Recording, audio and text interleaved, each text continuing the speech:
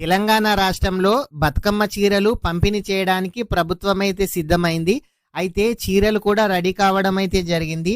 ప్రతి డిస్టిక్‌కి, ప్రతి జిల్లాకి ఈ నెల 15వ తేదీన ఈ చీరలైతే అందుతాయని ప్రభుత్వం చెప్పడం అయితే జరిగింది. అయితే ఇదివరకు చీరలు నాసిరకంగా మామూలుగా 200 చీరలాగా అయితే ఉండేవని ప్రభుత్వం చెప్పడం అయితే జరిగింది. ఈసారి అలా కాకుండా ఒక్కొక్క చీర 800 విలువ చేసే చీరలాగా అదేవిధంగా క్వాలిటీతోనే అందియాలని ప్రభుత్వం అయితే చీరలనైతే మంచిగా రెడీ చేయించడం అయితే జరిగింది. ఇదివరకి ఒక్కొక్క చీర అయితే ఇచ్చేవాళ్ళు. ఇప్పుడు మాత్రం ఒక్కో క్యాండిడేట్‌కి 2 చీరలు ఇయ్యాలని ప్రభుత్వం అయితే భావిస్తుంది.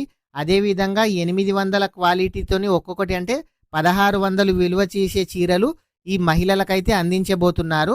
18 సంవత్సరాల నుంచి పైబడిన ప్రతి ఒక్కరికి కూడా ఈ 2 చీరలు ఇస్తామని ప్రభుత్వం అయితే చెప్తున్నారు. ప్రతి జిల్లాకి 15 లోపు ఈ మెటీరియల్ అంటే ఈ చీరలు అనేది రావడం అయితే జరుగుతుంది. వాళ్ళు అక్కడి నుంచి ప్రతి మండల్‌కి పంపిస్తారు.